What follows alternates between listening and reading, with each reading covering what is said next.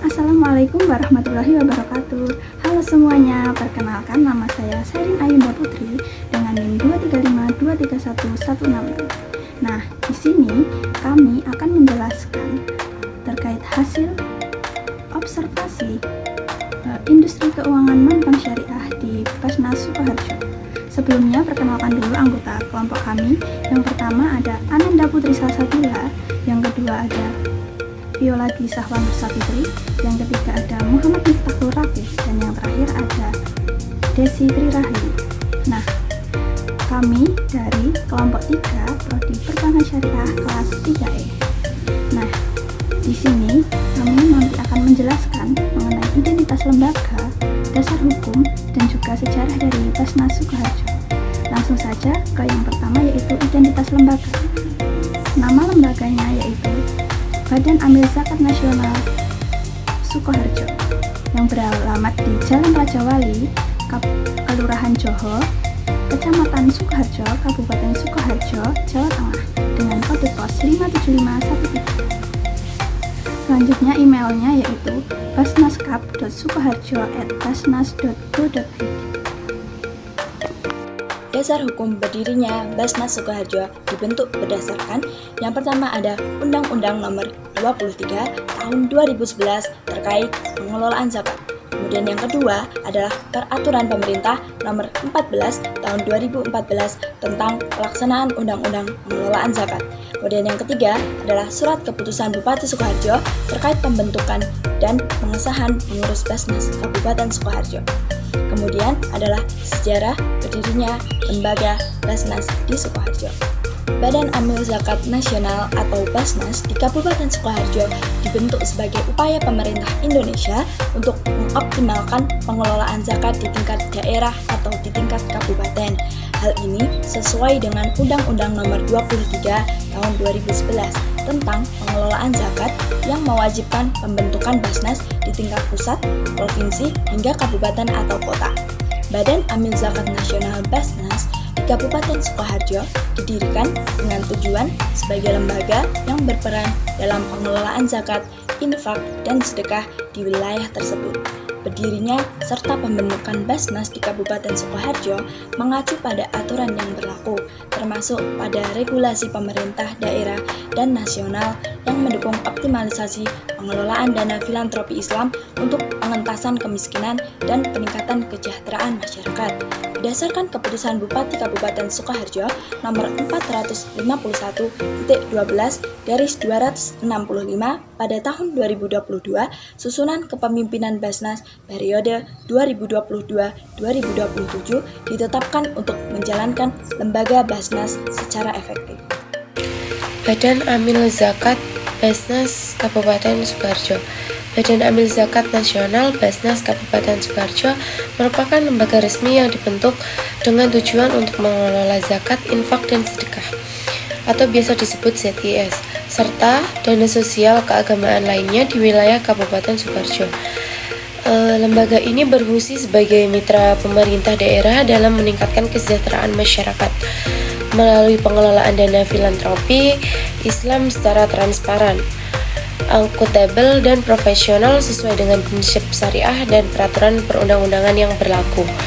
Sebagai bagian dari sistem Basnas nasional, lembaga Basnas ini menjalankan program pendistribusian dana ZIS, zakat, infak, dan sedekah untuk membantu masyarakat yang membutuhkan.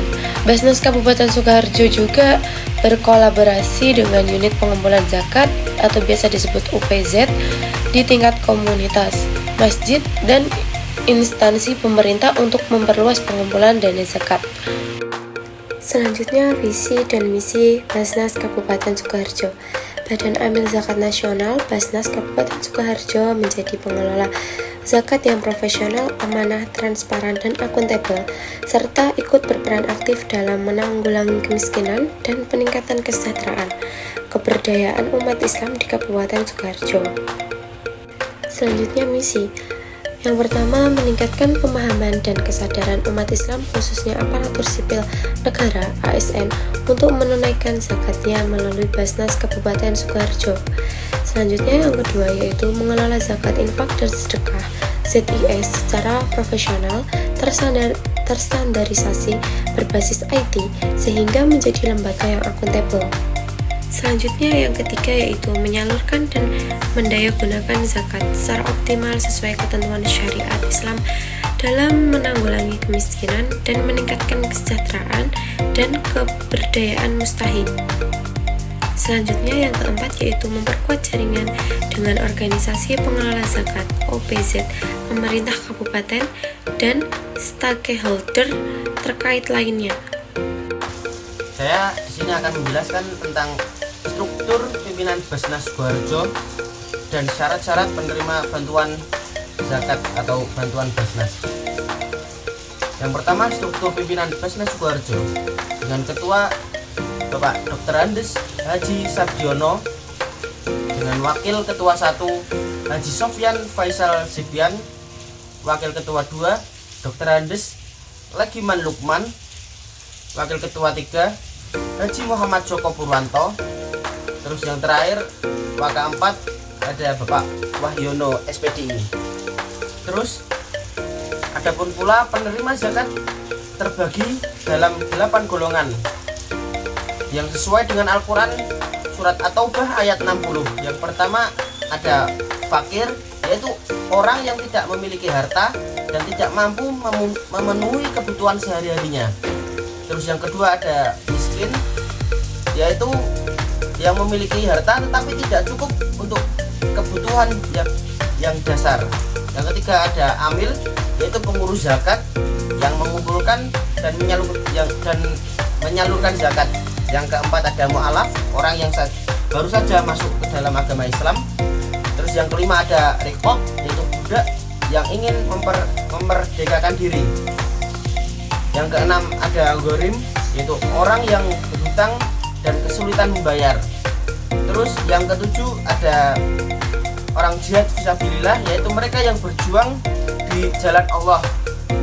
Yang kedelapan ada ibnu sabil atau musafir yang kehabisan bekal dalam perjalanan. Proses pengelolaan bantuan di Basnas Kabupaten Sukoharjo itu ada dua cara. Yang pertama itu ada pengumpulan.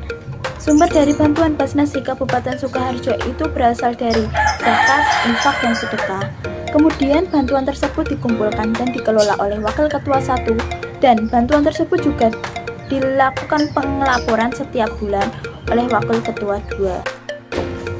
Yang kedua ada pendistribusian. Setelah melalui tahapan pengumpulan dan pelaporannya, kemudian bantuan di Basnas Kabupaten Sukoharjo itu didistribusikan kepada masyarakat yang membutuhkan.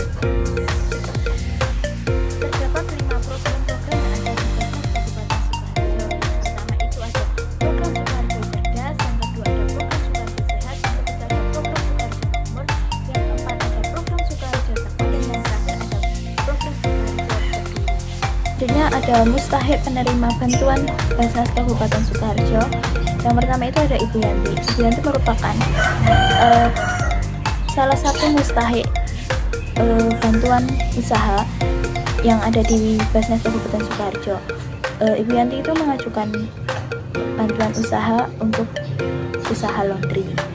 Dan yang kedua itu ada Mas Wildan, merupakan mustahik penerima bantuan usaha juga.